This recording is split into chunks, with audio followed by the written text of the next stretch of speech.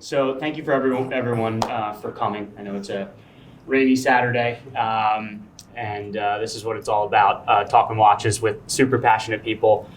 To my right is one of the most knowledgeable and passionate guys you'll ever meet when it comes to FP Journe. Dedicated a lot of his life, in fact, to learning everything about it, learning French so he could communicate with the man himself. And I think the topic of our conversation today is value and how do you go about buying Journe today?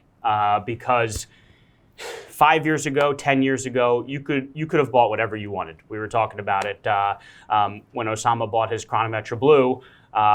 He asked the retailer at the time if he could get a fresh one, and he got it in 3 weeks later. Even when I got an Elegante in 2019, I asked Pierre Halimi for one, and I wanted to take it on a trip over to Asia, and I got it that week, and I wore it on my trip. It couldn't be any more different now. And it's very, very difficult to buy a new watch, as I think many of you know. I think FP Journe has a vetting process now. They want to make sure that the people are into it for the right reasons, and they want to get to know you and see that you're passionate and that you truly want the watch and you're not into it for the wrong reasons, really, to flip it. The max you can get is approximately one a year. I know some people who are able to get two, but then they've been told they wouldn't get one the next year. So let's call it around one watch a year. So how do you go about getting into the brand now? And I think there's a couple different ways by which you can do it. One is to get to know the brand and go to their events and get to meet the people behind the brand. And obviously that is easier for some than others. You have to invest a lot of time and travel, and some of the events aren't close to where you are. And then another way you can do it is by buying a watch in the open market. And Osama and I were saying 90% of what he's made in over the last 25 years since the brand started in 99 is discontinued. It's not made anymore anyway, so you can't even buy it new. It also is a way to show FP Journe that you're committed and you're not looking to just profit. Because if you're buying something in the open market, you had to pay market value, and it shows that you're committed and invested into the brand. So, Osama, how would you advise people to get into the brand yourself, elaborating a little further on what I just said, and then also let's then discuss what you think are the best values in the Journe lineup today. Well, thank you, George, and thank you all for coming. I would say it really depends. Like when you get into the brand, you have to choose what kind of collector you want to be in and what pieces you want to get. So let's say I'm going to use a Chronometra Blue as an example because it's one of the most demanded watches currently. If you want to get just that watch, I would tell you to not spend time at the boutiques because you're not going to get it. And if they tell you wait 5 years, do you really want to wait 5 years to not get that watch at the end? So there's certain pieces that are in production that you're far better off getting in a pre-owned market. And if you're just discovering the brand, so you're not sure if you're gonna like the brand or maybe you are someone, like you know yourself as a collector. So if you're gonna have a watch and let's say in 2 to 3 years, you know you're gonna get rid of it, don't go through the boutique. Get it pre-owned, and then you have all the freedom and no one's gonna tell you anything if you wanna trade to get something else or pick up something else. So that's one way of looking at it, where do I go and get something from a boutique? Boutiques are looking for relationships. They wanna build collectors and collections. That's the focus. So when you go through that, they wanna make sure that you sort of have an idea of 3 watches that you eventually wanna have, the direction that you're gonna go through that, and what kind of person you are. So they wanna get to know you. Again, if you're not into that, don't go that way. In the pre-owned market, obviously discontinued watches, which is 90% of what Journe has done, it's a very easy way of going about. So there's a lot of, I love the pre-owned market because I get, drawn towards some of the older stuff. I like the older designs and the smaller case sizes. So pre-owned makes up a large portion of what I collect and what I've purchased throughout the years. It's also quite a lot more interesting because the details have changed from time to time, especially in the early stuff as we were taking a look at. So I think that's the two perspectives. You have to figure out what kind of collector and what collection you want to put together. And that opens the doorway of, do I go through a boutique and go have a long-term vision there, or do I just buy, because if you're collecting, let's say, one chronograph from every brand, so you want one Patek chronograph, you want one Lange chronograph, one Journe chronograph, just get the Journe chronograph from a pre-owned market. That's my thing. Yeah. What's cool about collecting Journe is it's endless. Danny said last night there's roughly 15,000 mechanical watches ever made. And what's interesting is there are so many different models within those 15,000 mechanical watches, and then there's so many different variations within those models. So, for instance, you could collect just the Journe Tourbillon, and you could have tens of them. So, just within the brass movement lineup, there's 4 different variations. Then there's the TN, the Tourbillon Nouveau, which I learned today. You know, I don't speak French, but just like the Resonance Nouveau, the RN. And there are, you know, you could have 10 different TNs. And then there's now the vertical turb. So it's fascinating. I think you need to learn and find out what it is that you want to collect within the brand, because you can't collect everything. That's what's so amazing. There's so few watches made, but you can't, you know, even with endless funds, it's endless what you could collect. So that being said, what are some good models to target? And that's, I think, what we want the topic of today to be. So how would you advise people? Like, what would you say? These are some models or families that within the collection that I think are a good value today and something that you should pay attention to. Well, I kind of, so the market has obviously changed drastically. I've been in this for 10 years, which is not as long as some of the others that, you know, have taught me a lot of what I know. But it's definitely, I've seen a drastic change. I remember a subscription resonance selling on eBay for $30,000. And today that's starting at $1 million. So, you know, and I also didn't buy that, but I don't regret it. Because I bought what I liked, which was a gray dial. So I don't mind it. I buy what you like is the first thing. And then the second thing is you have to take your time, develop a bond with every watch that you have. Don't buy a bunch of stuff all at once. Because then, you know, I've seen that also get dismantled in just as quick. But to go back to your question, I think that the two watches that, while everything has sort of gathered its recognition, there's 2 models that I think are very good value still today. The first is a Chronograph.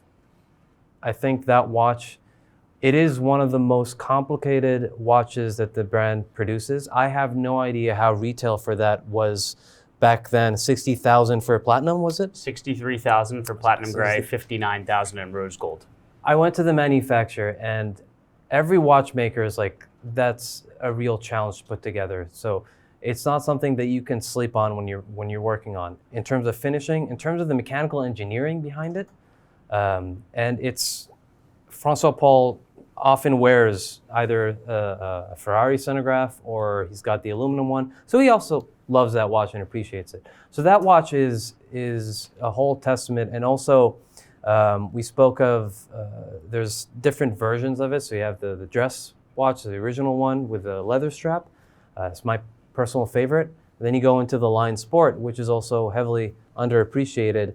And in specific, you made a video a few days ago on the Line Sport, and you look at the numbers of some of these pieces. I mean, you've got 188 aluminum Chronograph Sport, which is not a lot, and it's a phenomenal watch, super lightweight, and it shows the creative genius of François-Paul in trying something new. But then you also go to the titanium one, which he made across a longer period of time, but he only made 72? 72 of the titanium 72 of those. So less than half. And more people gravitate towards the aluminum, but they forget that the titanium is the better watch to wear. It's more durable, and it's almost twice as rare. And no one looks at that one because it was the updated version of the original one. So, but it speaks to two different kinds of buyers. The aluminum is a really cool watch, and if you're collecting, you need one. The titanium is the one that you're going to end up wearing, which is the way that I personally see it. The other one is the T30. So we were talking about, so Philips is putting up the FP Journe 15 of 93. So this is the 15th timepiece François-Paul ever made, completed in 1993. It's the closest thing you're ever going to get to something handmade entirely. It is handmade entirely by François-Paul. And he did it when he was 36, 37. So, yeah. The closest thing you're going to get to his original works is a T30. The T30 is the anniversary tourbillon that is an aesthetic replica of his very first pocket watch, and that was completed in 1983. So it's a wrist-sized version. It has a guilloche on the case back. It also has guilloche on, like actual guilloche on the case. It has a brass movement. It doesn't look like a Journe. It looks like a Breguet pocket watch because that was his inspiration. He didn't know at the time. He was fascinated by the works of Breguet and the tourbillon, so he designed it to be that way. It's an homage to Breguet, and that watch looks like that. It's something so special, and I've always felt that it was historically incredibly important. But my buying, like the moment I decided I had to go and buy one was when I went through the manufacturer. I spent a very beautiful afternoon with the lady at the finishing department. And she was teaching me how she does beveling and all this stuff. And I asked her, what was the most difficult thing that you ever worked on? Without any hesitation, she said, the hands of the T30. Because François-Paul wanted that done here, not outside. Because they were so few and very specialized. He wanted it done a very certain way. So she said she did all 300. So for the series of 99 or 100 watches total, each watch has 3 hands. She did all of them. It took her on average 2.5 to 3 hours to finish one hand. So you have to finish it and not bend it because it is so thin. Send it to the watchmaker to flame blue, which is the only time they ever did that.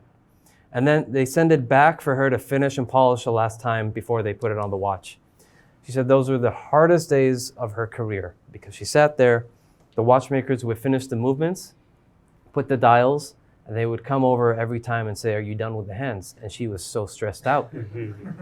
So she said at one point, I was crying and François-Paul came in and I knew what he wanted, but I kicked him out and he understood, he backed off. The selling point was this. She said, I spent 2.5 to 3 hours working on a hand, and then as I was taking it off, it sprung up in the air and it disappeared. And she spent the entire evening, after hours, looking for it. But she says, once the floor decides to swallow it, it's gone forever. And she cried, and I said, you know what? Your tears are way too valuable to be, out there for someone who doesn't appreciate it. So I went that evening. I was walking with François-Paul in the streets of Geneva, and I told him, I spent the day with the lady, and he said, you want to know the biggest thing that I'll never forget that she ever did for me? What was that? The hands of the T30, without hesitation. And I went and I said, I want that watch. So I traded 2 watches to get one. And that watch, I think, is undervalued because you have a lot of Journe fans and enthusiasts that want to get into the brand. They want to get all the complications. But the T30 is reserved for the Journe collector who's collected everything and is sealing the deal. And I think to get to that point, you're already targeted a very small market. But that watch, in my opinion, should be twice what it's worth today because they only made 99 of them. It's not, like a Ruthenium where it's 99 of a reference. This is entirely unique on its own, and it's something truly special. So I think those two, for me, are... Yeah, it's crazy to think how well priced that watch was at retail. Yeah. And Journe is one of the few brands that I think truly prices the watches based off of cost of production. And even then, I've had brands tell me they don't know how FP Journe is able to be profitable when they price the watches the way they do. Because there's not exactly there aren't exactly economies of scale there, right? I mean, they're making less than 1,000 watches a year and many different models within that production. The models that I think are the best value currently, I'll start with the sports models, both the discontinued and the current. So they only made 750 of the 42 millimeter sports models within the titanium Octasport, titanium Chronograph, aluminum Octasport, and aluminum Chronograph. And then currently, we were just looking at the rose gold split second chrono on the bracelet. And that watch is currently 100,000 retail, and it trades only for a small premium, by the way. So I think both at retail and at market pricing, you could argue that might be the best value. I was just over in Geneva, and one of the best watchmakers in the world told me that the split-second chronograph is the second most difficult complication to produce after a chiming mechanism. So that watch, single button chrono, split with the date, on a gold bracelet at 100,000, or call it 125 in the open market. That watch, a split-second chronograph from other premier manufacturers on a strap with no date, is 300,000 retail. So that's one where I think Journe is known so well for a lot of other models that they kind of overshadow the sports line, and it's not what you think of when you think Journe. So people lust for other models before those, but tremendous value there. I also think that there's now some value currently in some brass movement pieces. Not intrinsically, because that's a brass movement piece with a little amount of precious metal. You could argue how are you saying that's a value? But people don't realize that they were only made from '99 to the middle of 2004. There were roughly 1,800 to 2,000 ever produced. 500 of those were the ruthenium series. So the ruthenium turb, the ruthenium resonance, the octachrono, the calendrier, and the jour nuit. So there's 1,300 to 1,500 brass movement pieces in total outside of the ruthenium pieces. And there won't be any more. There was the one re-edition, the AN, in case somebody's gonna say, I got you on that one. So I remembered that. But for 38 millimeter, that's it. So there are very few, and that's where it all began, right? So they're very historically significant, and they established the foundation for the brand. And if you look, even the models being made today, ever since those were made in that 5-year stretch, over the next 20 years, there's been continuity to the line, and there's a lineage to the line that all stems from those early models. The other one, which I haven't told you about, which I want to hear your reaction, the Vagabondage 3, the mechanical jump seconds watch. If you've never seen it operate, you need to go on YouTube immediately after this conversation and watch it. It's a rotating disc, which I think he was able to do off of a remontoire. Mm-hmm. And that might have been the single most well-priced watch at retail ever. I've talked to some other big brands asking if they would ever make a digital mechanical jump seconds watch, and they've said no. It's too difficult to make, and it would break. We joke it's always 1 second away from breaking, but FP was able to put it to market, and even today, so they're trading now for, call it, more like around the $300,000 mark. So they're trading at 6 times the retail price. I actually still think they're a value at that level, just because it's something that who knows if it'll be done again, in what kind of capacity, but it's truly remarkable. So I'm going to stick with my although I think also the Tourbillon dead second, and partly because they were made for a very long time, and there's a significant production relative, but those are trading well below 300. Yeah, and the current vertical tourbillon is closer to 300. So it actually they're trading below what the retail price is of the current vertical turb, and a lot of people prefer the TN over the vertical turb. I always say Journe is the ultimate package of beauty, technology, craftsmanship, and wearability, and they're usually all super thin watches. The vertical turb is not thin; it can't be. So it's different from your average, your typical Journe in that regard. Get a Chronograph, and you can't have enough Chronographs because all the collectors, like Journe collectors that I know, they don't have one; they have several Chronographs. So that's already speaks a lot for the watch. And I remember you posting something online saying it's insane that the Chronograph is trading for less than an Octachrono. Yeah, and that's still the case today. It's still the case, and as a watch, you know, the first thing is, if I'm not going to name brands, but if let's say another brand did that watch, right, and a well-known brand, that would have been considered a grand complication for 400, 500 grand retail, and it's not the case, and speaks back to there's a lot of value to be had in Journe watches, even in a market that might be inflated or not. That you get a lot of watch for what you pay, which makes it very interesting, and you feel like you've sort of, it's a rewarding part of collecting Journe. And you could make a strong argument that Journe is the greatest chronograph manufacturer of all time. So you have the Octachrono to start, then the Chronograph, then the split-second chrono, which he introduced at Only Watch 2017. Yep. Is that correct? Yep. Without the date, and then the standard production piece with the date, so a slight variation. And then the chronograph that just came out, which somebody here is wearing, which you should check out. You know, super, super cool. New movement, last ever limited edition. Yeah, they had to do unimaginable things to get that watch. Yeah. Or be, yeah.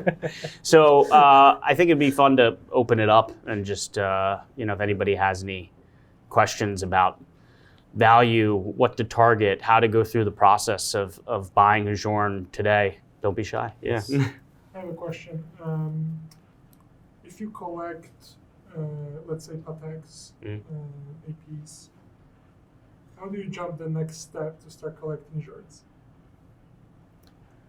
Well, I always say, and François-Paul has always said this as well, get the least expensive Journe that you like, first of all, and try that. Because even though the watches are great, it might not be your thing. And not that you don't necessarily like it, but it might not satisfy you. I know of a collector that had a unique engraved Journe for 6 months, and they said, it's a great watch, but I like my vintage Rolex more. And that's fair, there's nothing wrong with that. So get something, try it out, and if you like it and you bond with it, then you can build a collection from there.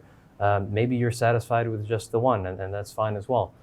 So there's no real, if you're into chronographs, again, if you're into annual calendars and you want to try that one annual calendar, that's a great way of going in. There's no wrong entrance, sort of. But take your time and don't jump ahead. The watches are there, they're great. They generally do move across from collections, although they're starting to end up in collectors' hands that don't want to let it go. But I've seen people that have, in the span of 18 months to 2 years, spend a ridiculous amount of money gathering some of the most beautiful and exclusive Journe pieces ever. And I guess sometimes the goal of that is to flex on Instagram and try to get into the community and stuff. And I'll be quite frank, Journe collectors don't care what's in your collection. We've seen it all. So if you're looking for the recognition, that's not how you're going to get it. And what tends to happen is they don't get 1,000 or 2,000 followers in those 2 years.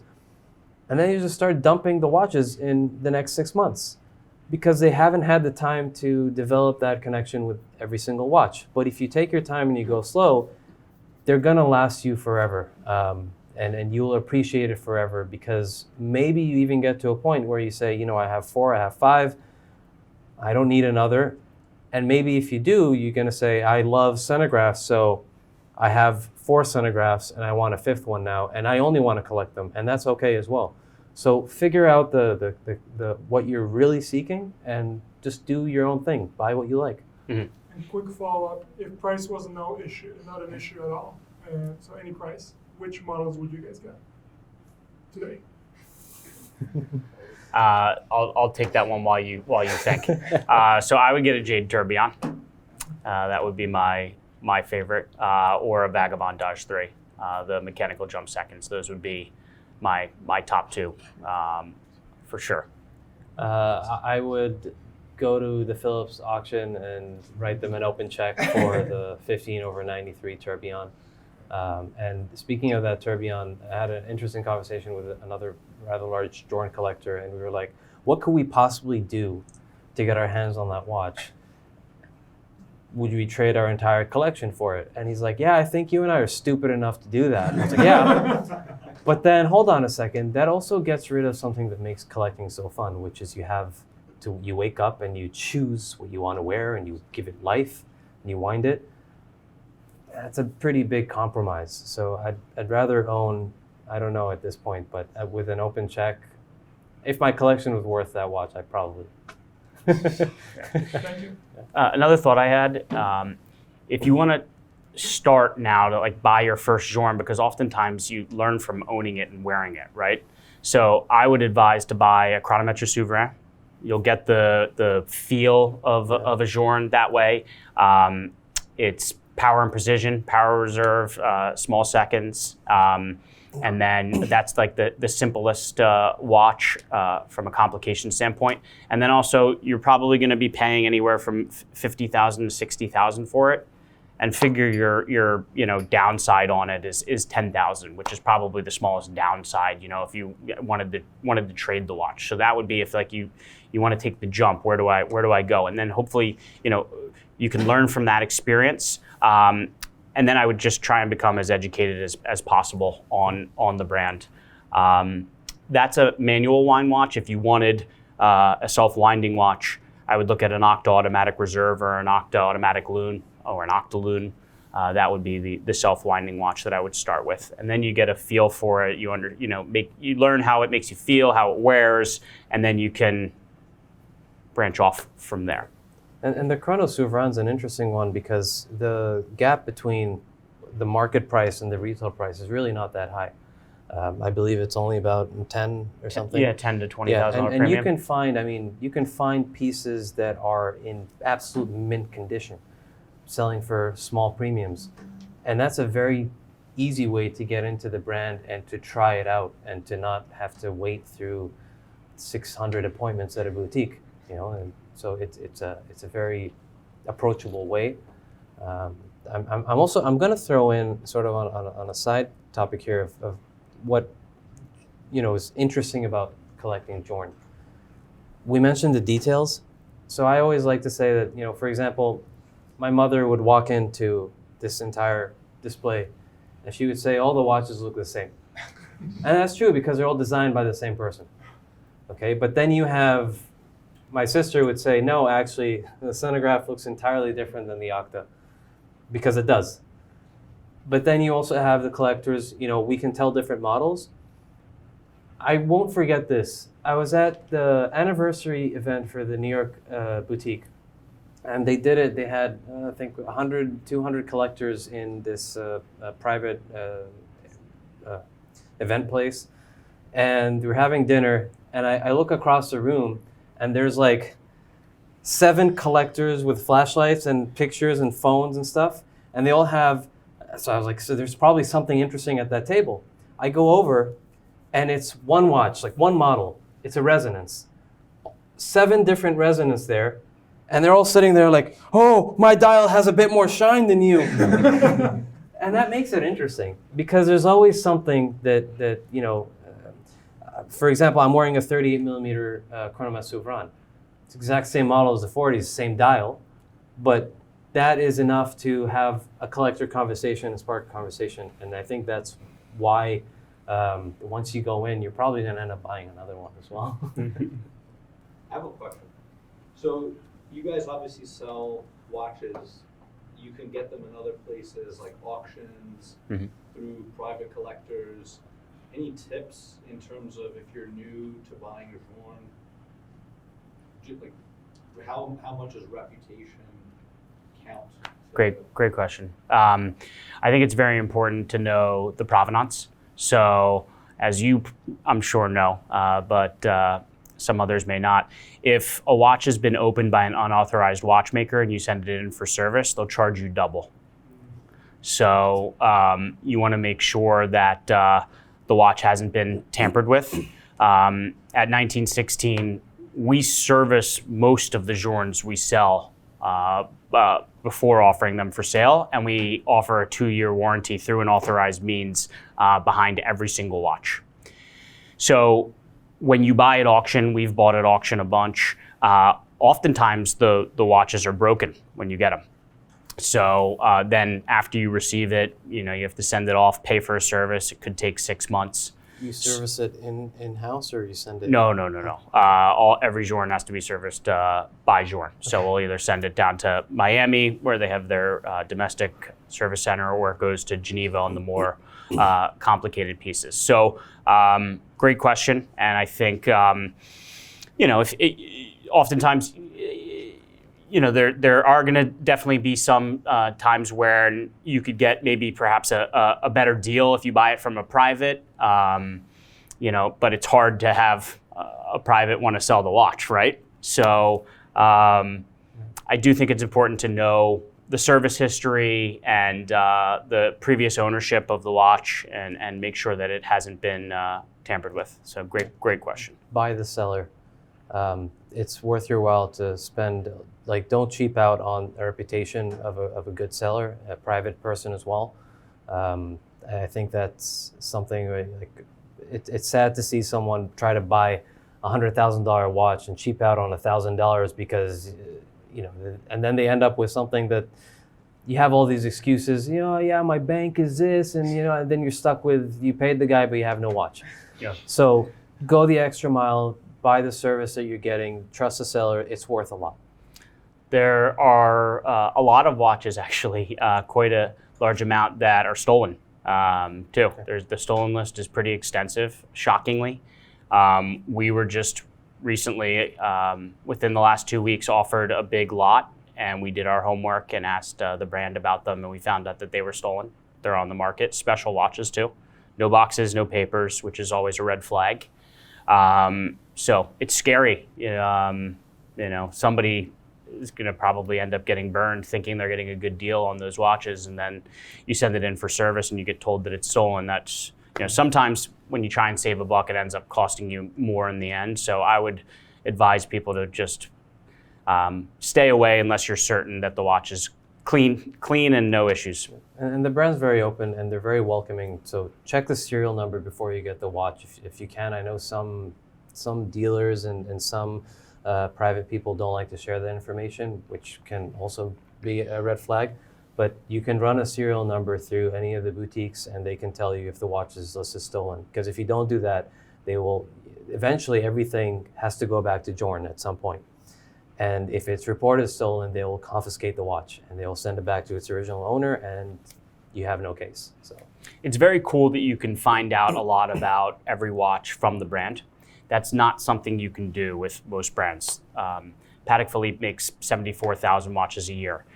So that's why a lot of people won't buy a Patek unless it's complete, because they want to know the history and the provenance, and you wouldn't be able to get it otherwise. I think that's why there's a significant premium on watches from other brands that are complete compared to those that are not.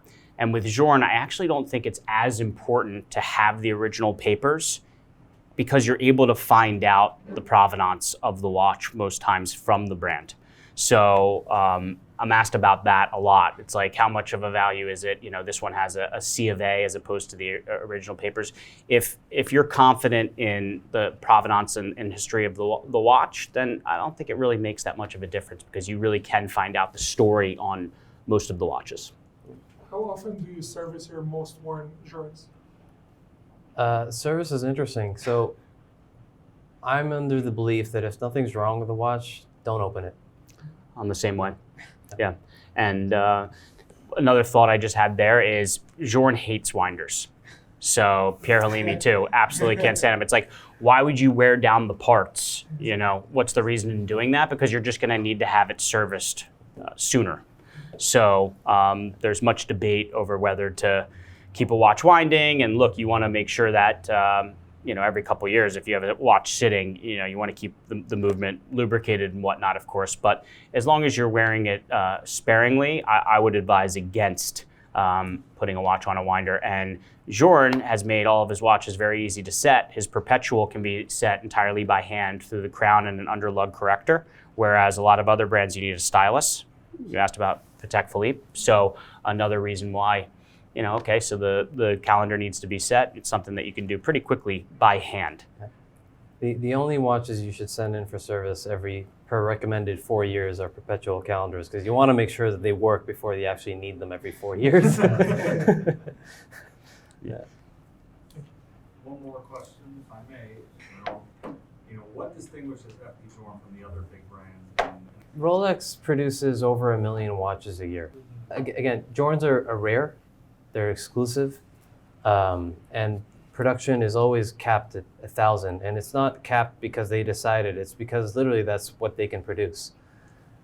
It's a living watchmaker, so they all look the same, but that's also the beauty of it. It's one man who's doing dial, movement, thinking of the ideas. There is nothing that leaves that manufacturer without his approval, from marketing, like he does everything. And that's also a testament to why the brand is so special. And it's a very unique position for the brand itself. So it is the largest of the independent artisans. If you try to get a Roger Smith, you'll be able to speak with the guy, design your own watch. Yes, and it's a fantastic watch. It'll also take you 4 to 5 years and cost you 3-4 times as much. So it's not very accessible. He's the smallest of the large brands, so he's smaller than Patek, he's smaller than Vacheron. So it remains exclusive, but you can get in. And that's why I think it's different than a Rolex, for example. And it's also fully independent, like Rolex. So they own their own case makers, dial makers, and they make their own movements. And that's all done in-house, which gives François-Paul the freedom to design whatever he wants to come up with. And it speaks a lot for, if you care about in-house or not, it shows that the brand is really willing to do stuff right. And it's a great community to be a part of, to be honest. I've made some of the best friends that I know through collecting Journe watches. Mm-hmm. So. My concise answer would be FP Journe is the greatest living watchmaker in the world, one of the greatest of all time, who makes the best watches in the world and whose list of mechanical achievements is unrivaled. There's no... if you look at the different calibers that he's made throughout the years, no one has done. He's not even close to retiring, and no one's gotten anywhere near that number. Every watch is unique. Every octa, it might be the same caliber code for all of the different octas, but no, that complication is entirely unique and integrated into the movement. It's not modular, it's nothing of that sort. So every watch is special. And so if that's what you're looking for, and some people are actually looking to not be recognized with a Rolex, for example. So it's appealing in that sense. And he is always moving forward and looking to innovate. He never rinses and repeats. So an example, we're talking about perpetual calendars. The first perpetual he ever made was the Octa Perpetuel, part of the Tokyo series, made 99 pieces. Most brands, groups would do 5 different variations of that watch. So it's titanium, gold movement, has a lever on the left side of the case to jump through the months. If you're looking at it, you would think that it's an annual calendar or like a calendrier, because you can't see where it indicates the leap year, and it does it every 4 years on February. It indicates the leap year, but it would have been extremely well received and sold out tremendously well if he did a rose gold black dial version of that watch. If he did a platinum blue dial version of that watch, 100% would have sold 99 more of those, 99 more of those. Would have been a great commercial move, but it wasn't of interest to FP. I've been fortunate to deal with many brands over the last 2 decades, and he is definitely the watchmaker and the brand that cares the least about money. It's the lowest priority for him of any brand, truly, and that's admirable. Like, he's in it because he's a passionate watchmaker that loves to make watches and do things differently than what's been done before. And speaking of money, an example is, when they made the Grand Sonnery in 2006, the Grand Sonnery takes about 3 to 4 months to assemble one, because they have to, it's a very lengthy process, and it's one watchmaker per watch. That's the policy at FP Journe. Every watch has one watchmaker from A to Z. So they had one of their best watchmakers who was probably capable of pumping about 50 tourbillons in a year. And François-Paul said, nope, I want you to make the Grand Sonnery, so you can only make 4 a year. So it's not a very financially logical, argument, but that's the way that he wants to do it, and that's how he's always done stuff. He doesn't care about the cost of stuff. And at some point, he's even tried to do, like, for example, his Elegant. He just released the Gino's Dream, so the 10th anniversary of the Elegant with the ceramic cut glass instead of actual gems. And the reason he wanted to do that was, so he got a collector that said, I want a Elegant with rubies and sapphires, and I'm willing to pay whatever it's going to cost. For François-Paul, okay, that's an easy sale, but that's not what I want to do, because the Elegant is meant to be within a certain price bracket, and instead I'm going to use artificial stones to cater to the audience that the Elegant caters to. And then as he was developing that, he said, oh, I can't do everything in ruby and everything in sapphire color, because then you can't change straps. It just mix it all together and make a rainbow.